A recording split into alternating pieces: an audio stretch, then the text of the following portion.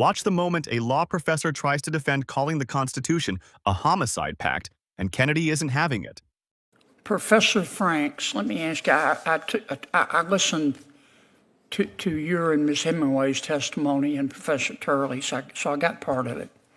As I understand it, your position, Professor Franks, is that, I think you used the word myth. It is a myth that the Biden administration used government to compel speech, private speech, but that the Trump administration is doing that. Is that a fair characterization? Yes, that's correct. Okay. Do you think perhaps you're allowing your personal political beliefs to affect your objectivity here? No, I do not. What is guiding my answers here is that I'm looking to see what the Supreme Court has said. You notice that in the testimony about the censorship industrial complex. I got that part. No, I got that part. No, but I've only got 5 minutes. Your answer is no, I appreciate it. Let me ask you a couple questions. You wrote a law review article in December of 2023 for the New York University Law Review, and it was about the two cases, Bruin, Supreme Court case, and Dobbs. Remember that article? Yes, I do.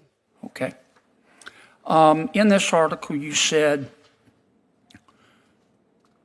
I'm going to quote your words, "Taken together, these two cases demonstrate that the Supreme Court has embraced the use of the Constitution as a tool of racial patriarchy," end quote. Did you say that? Yes. Okay. And then you went on to say, quote, "When the Supreme Court declares that there is a constitutional right to armed self-defense in public, it openly embraces and promotes a culture that privileges white men's ability to terrorize and kill those that they perceive as threats," close quote. Did I read that correctly? I believe so. Thank you for reading. Okay. And did you also say in that article, I'm going to quote again,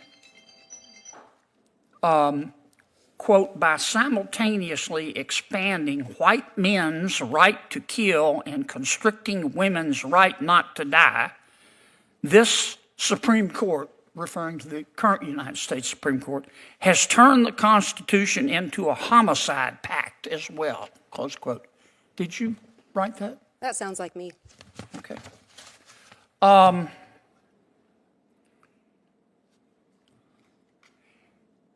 In November of 2024, you tweet, don't you?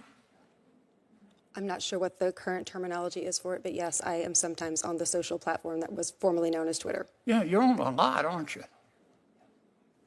I'm not sure what the relevance of that is. You're trying to be provocative on there, don't you?